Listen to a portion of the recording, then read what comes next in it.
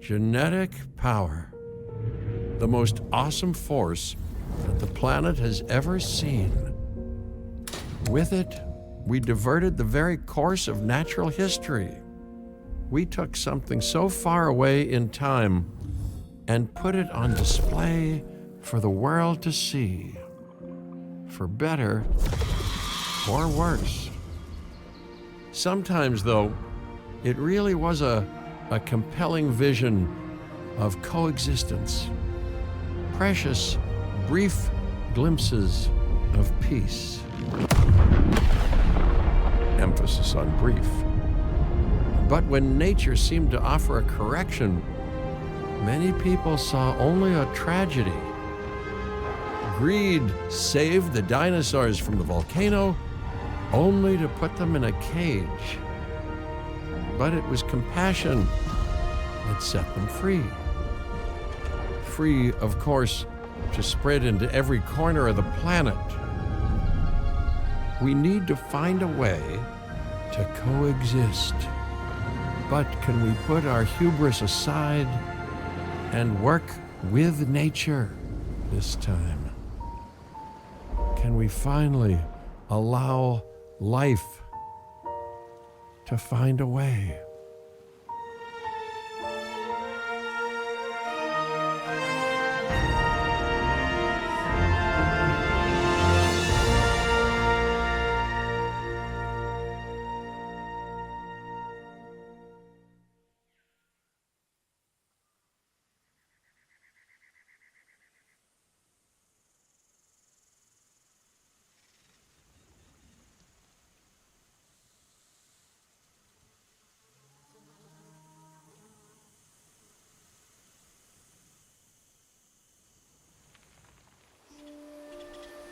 If there's one thing that the history of evolution has taught us, it's that life will not be contained. Life breaks free. And that's exactly what it did, time and time again, tearing down barrier after barrier, until finally we arrived here, this Jurassic world. There is no path left to travel but forwards. No viable option but coexistence with the dinosaurs. It's a rocky road ahead of us. Less rocky, perhaps, under the right management.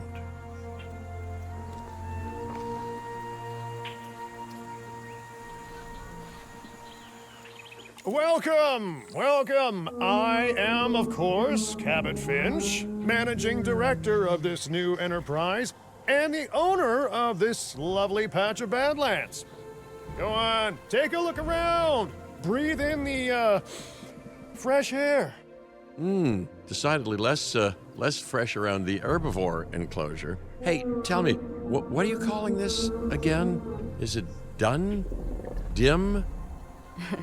DIN, the Dinosaur Integration Network. I am Kira Chang. A pleasure to meet you. We intend to help dinosaurs and humans coexist globally, and I am here to find clients who share that goal.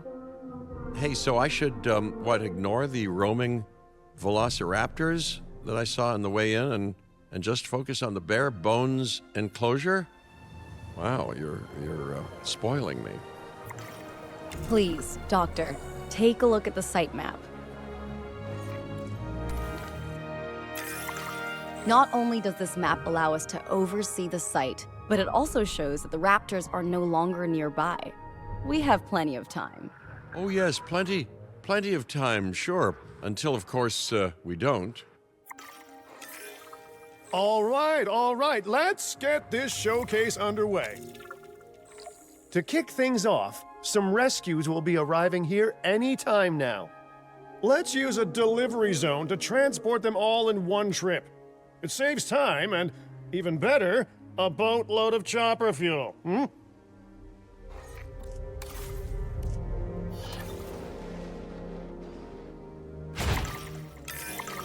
Okay, perfect. When the chopper gets here, direct them to that delivery zone.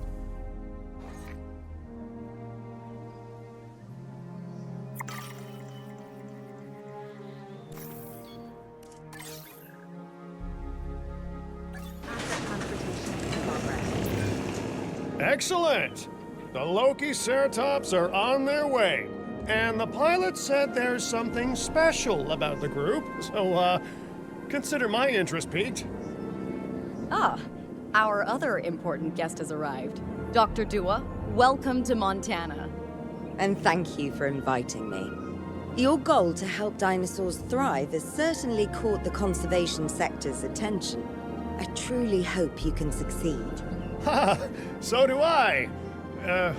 So do I.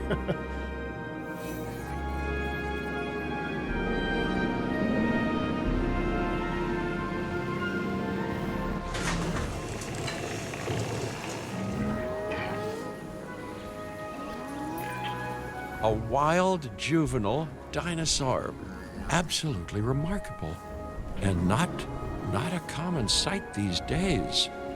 You know, the mind boggles thinking about how its experiences now will shape it. Will its future be peaceful? Chaotic? The deciding factor, I suspect, is you. What a beautiful young dinosaur. Can we perhaps observe it more closely? Dinosaur appeal is one of the things that'll draw new guests to a site. And boy, oh boy, do juveniles sell entry tickets. And well-cared-for juveniles will grow into more appealing adults as well. As dinosaurs explore their new enclosure, they'll form a territory. It's inside this territory that their environment must meet their needs. Some dinosaurs play well with others. Some less so. Keep an eye on who's sharing an enclosure with who.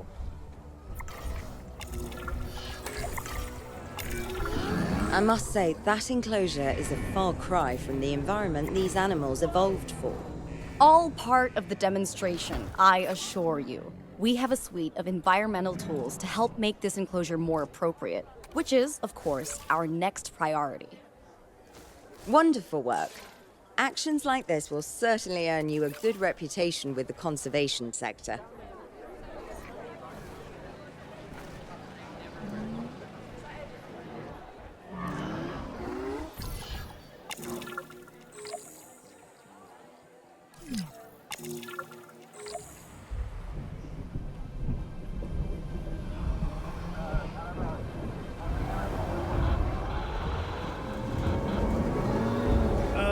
Not to alarm you all, but is that A sandstorm, and it came out of nowhere. typical? It ripped apart some of our fences, too. Storms like this can harm or panic dinosaurs. This is a delicate situation.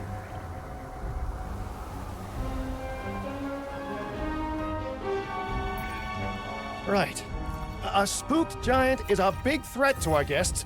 The priority needs to be tranquilizing it with the capture team chopper. We can repair the enclosure later.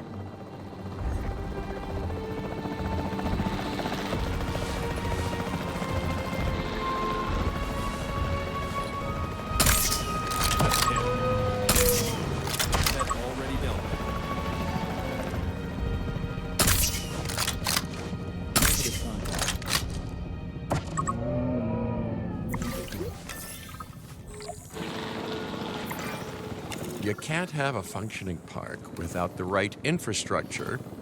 And without a functioning park, where would we be? What, sitting at home? Not teetering on the edge of chaos? Boy, wouldn't that be dull?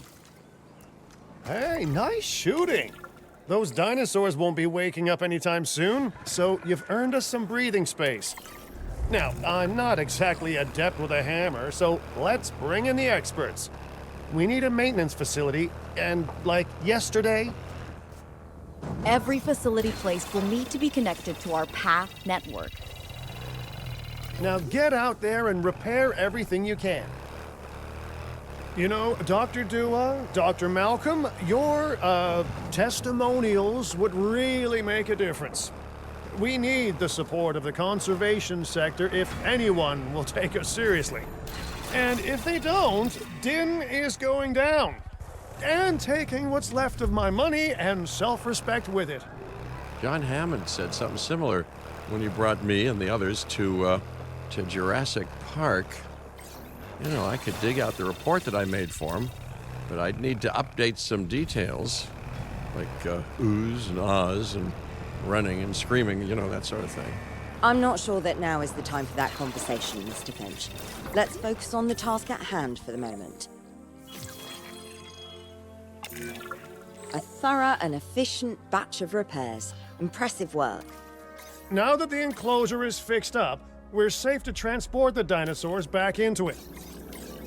When transporting a dinosaur, first choose the animal you want to move and then pick where to send it.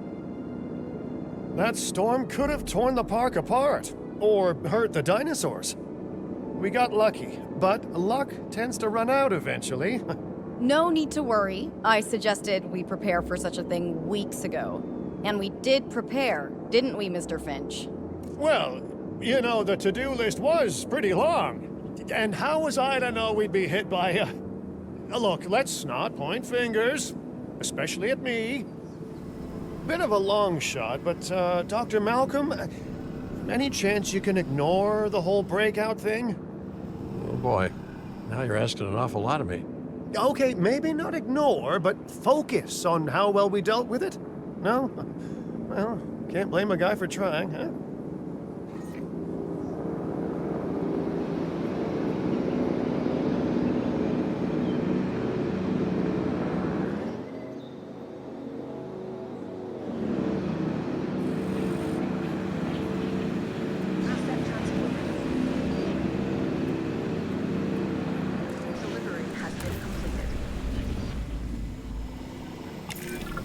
Let's place down some maintenance posts across the site. They'll let your maintenance ATVs patrol and fix the place up automatically.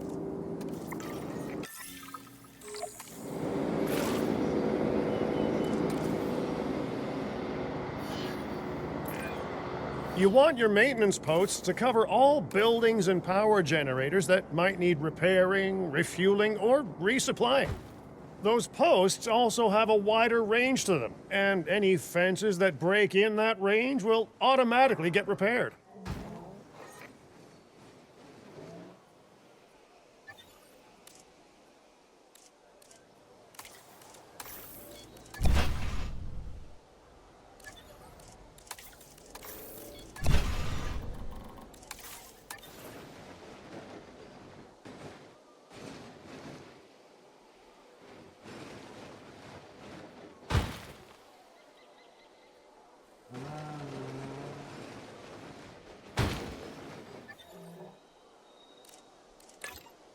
Doing my sweep?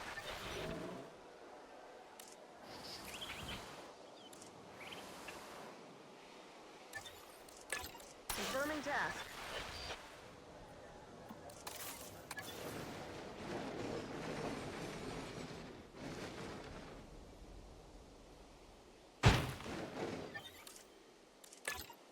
Acknowledged.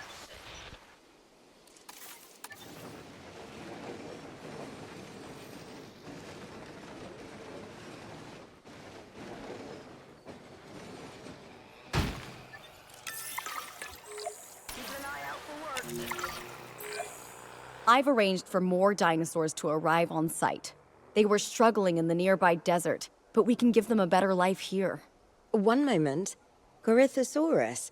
They cohabitate wonderfully with Lokiceratops, so please do place them in the same enclosure.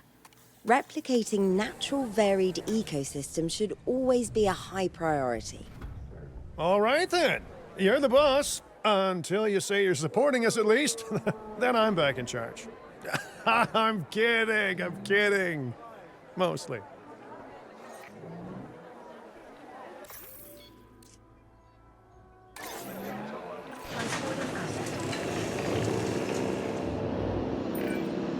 This place is shaping up faster than I expected. The benefit of hiring the right park manager, eh? I mean, just take a step back and look at what you've done already. This site is our very own window into prehistoric Montana. Diplodocus? Check. Lokiceratops? Check. Corythosaurus? Well, here we go.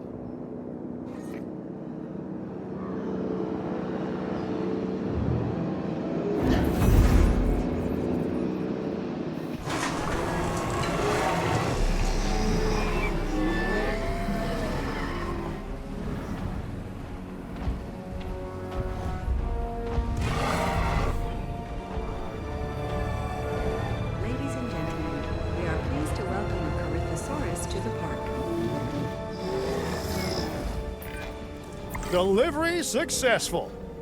Now, we better make sure those dinosaurs are loving their new home. I mean, I'm sure they are, but I pride myself on being a good host. Or at least a passable one. They could certainly be more comfortable here. Balancing comfort between multiple species can be a challenge, but one worth overcoming.